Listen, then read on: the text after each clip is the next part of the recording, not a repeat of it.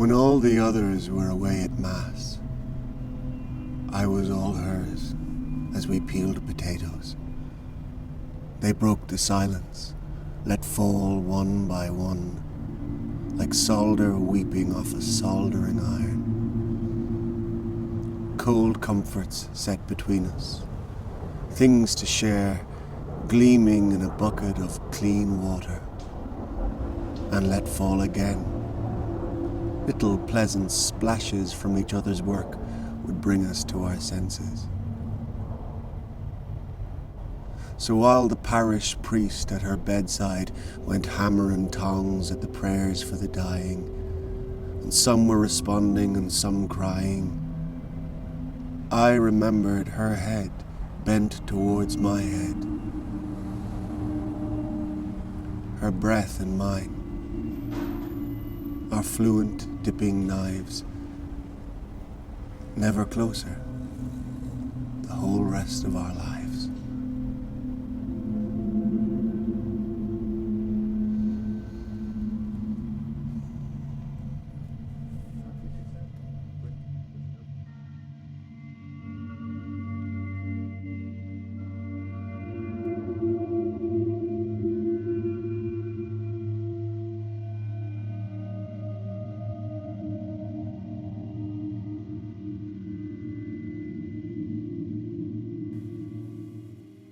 My father liked the blues and Lady Day. He left Jamaica way before the reggae rocked all night in backstreet studios, before King Tubby or Augustus Pablo. I used to love a boy that loved dub reggae, loved thick lugs of ganja, loved on Sunday nights to cross the river, take me to the House of Roots and Abashanti, in the cobbled arches under Vauxhall, where the Lion of Judah decked the walls, and stacks of speakers pumped electric bass. A single bulb above the smoky haze, and on the stage, a little dreadlock man like Rumpelstiltskin shouted "Jar" and spun his blistering tunes on a single turntable, and shut-eyed men called back over the vinyl, "Jar Rastafari." Next door, the old guys were like wizened goats, hunched over games of chess and ginger tea, below the golden-framed Haile Selassie, King of Kings. That boy didn't know my father was a white-haired, godless pensioner. And reggae music never really got me until I played it on my own. Bob Marley, Uroy, Johnny Clark. And even then, it came to me like hymns, like Fauré's Requiem, Vivaldi's Gloria. That boy thought I had a Rasta like Prince Farai for a dad, not the silent island man who sat beyond the bedroom door I'd listen at. To catch a woman, croon a melody.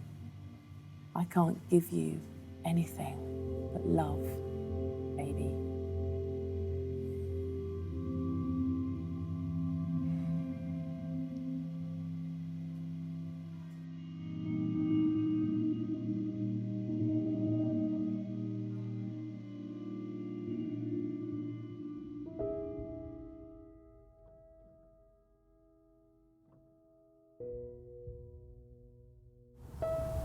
When you are old and grey and full of sleep and nodding by the fire, take down this book and slowly read and dream of the soft look your eyes once had and of their shadows deep.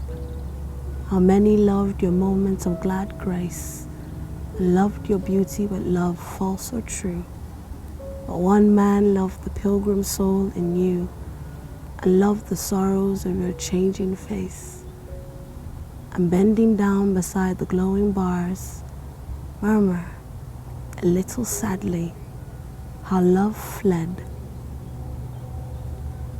and paced upon the mountains overhead and hid his face amid a crowd of stars.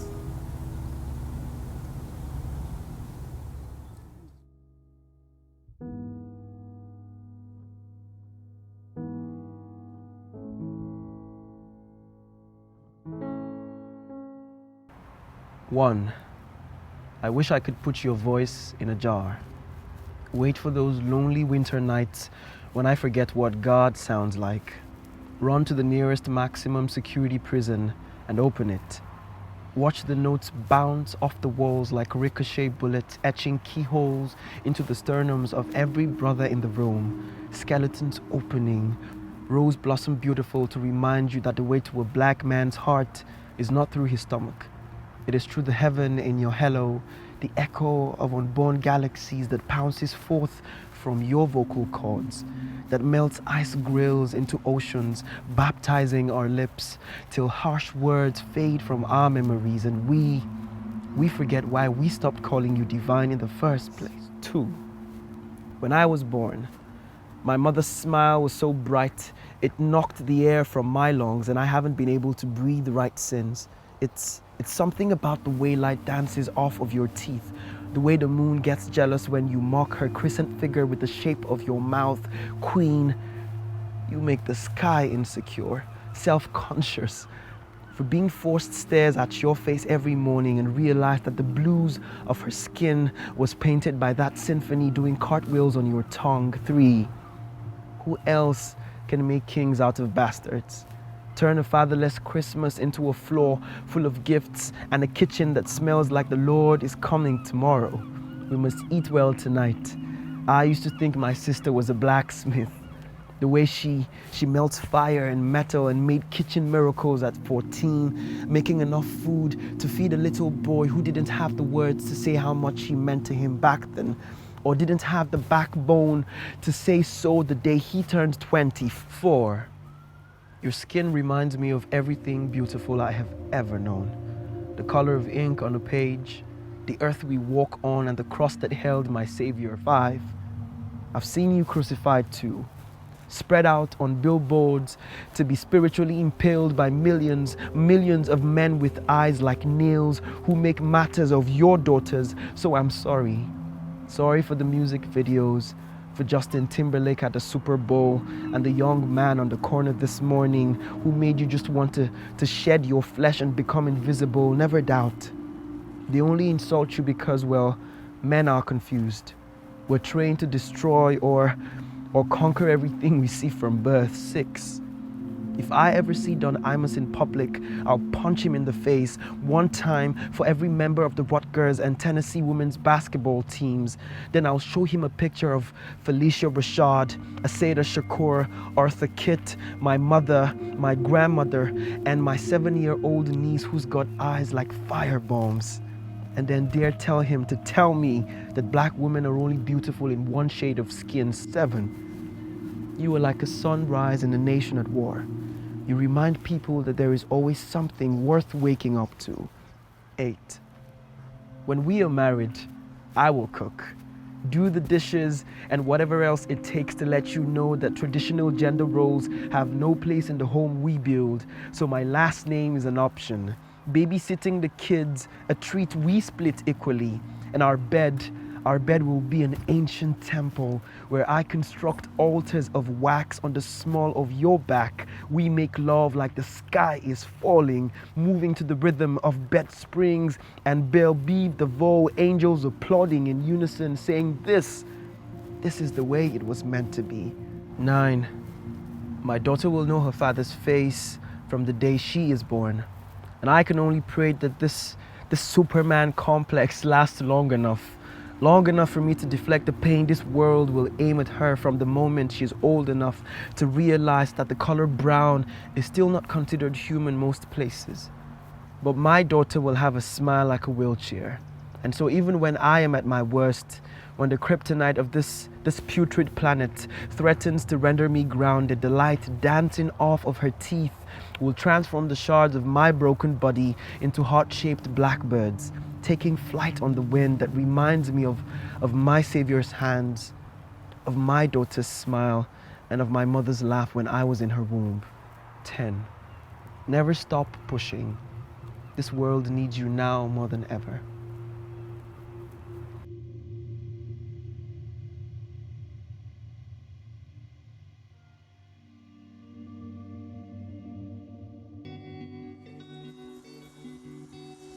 Ode to Edge Control Gel.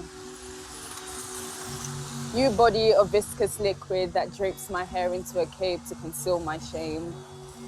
You italicize my insecurities so it reads like slicked back baby hairs. I had become the people I chuckled at. I would tweet, #no edges, and pour my laughter in between the thin hair strands of others. You loosened karma's buckle on me, reduced the number of eyes gawking at the naked circle of scarf on my edges. It was not the domineering tug of weaves or braids that caused my breakage. The void inside me had duplicated itself on my scarf, spread its fire to my hair strands and turned my edges into an extinct forest. My mother and I listened as the doctor said hair loss can be the body's reaction to stress. Asked if it was due to exams or boy trouble. I had no answer. Sometimes it's impossible to tie your hollowness to tangible things.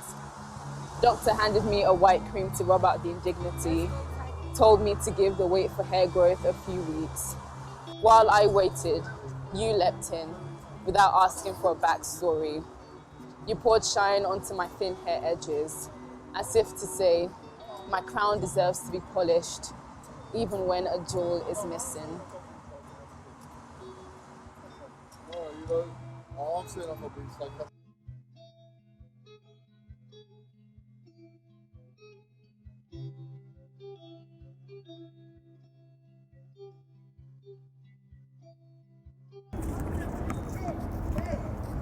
The wooden house in Castanier didn't come with air conditioner or anything cool. The heat was its own kind of music. And so was Abuela, demanding, sharp-tongued. The kind of woman, I imagine, whose teeth grew in because she told them to. So the chicken never had a chance. It ran around the backyard, flapping its black feathered wings for mercy, for God's attention. But Papa Dios knew better than to get in between a woman feeding her grandkids. I looked over my shoulder, and there she was, chasing him. Like an old lover, she came back to haunt, yelling, "Hijo de puta, sinvergüenza, ven acá." Her rosary beads slapped against her chest over and over like a chant. And you knew everything in her path was temporary. Even the wind buckled at the knees at the sight of a woman, too wise to act like her blood was softer than it was. And I saw her do it, and I think she knew, because the chicken clucked so hard, it spit up its own good throat. And she laughed, grabbed it by the neck, swung it high above her head like a propeller. See, once, she got her mom's favorite pig with a machete and fed it to her on her 12th birthday. And maybe that's how Mama learned to love us, to kill the thing that feeds you. Years later, she didn't go to her best friend's funeral. The vecina who mothered her in New York barely made it through Abuelas. I suppose all she had was to love until death, and no more. So when we saw Doña Theresa lying in the casket, arms crossed, chin cocked up, the whole family cried and clawed, wanting her to come back, wanting her to shout, "Didn't I prepare you better than this?"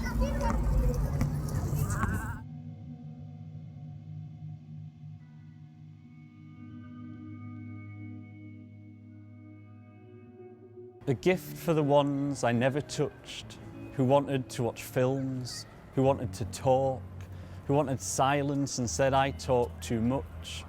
For the one I saw weeks after, laughing. For the one who served me coffee and didn't recognise my hands. For the optimistic ones who write their names on toilet walls. The ones I never called. For the ones I called who didn't answer.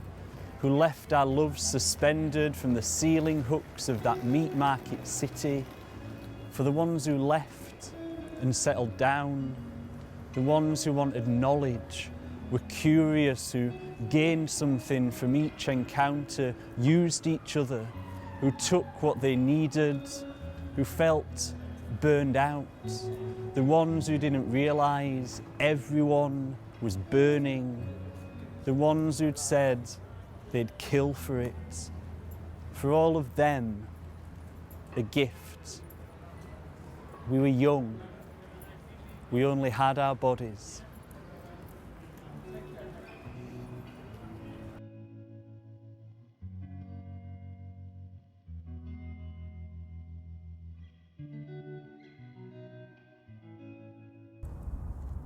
When I got old enough, I asked my mother, to her surprise, to tell me what she did with my eyes. She balked and stalled, sounding unsure for the first time I could remember. It was the tender way she held my face and kissed where tears should have rolled that told me I'd asked of her the almost impossible, to recount my blinding tale, to tell what became of the rest of me. She took me by the hand and led me to a small sapling that stood not much taller than me. I could smell the green marrow of its promise, reaching free of the soil like a song from Earth's royal, dirty mouth. Then, Mother told me how she, newly freed, had prayed like a slave through the night when the surgeon took my eyes to save my fevered life. Then she got off her knees come morning to take the severed parts of me for burial, right there, beneath that small tree. They fed the roots, climbed through its leaves to soak in sunlight. And so she told me I can see. When the wind rustles up and cools me down, when the earth shakes with footsteps, and when the sound of bird calls stirs force like the black and white bustling neath my fingertips, I am of the light and shade of my tree.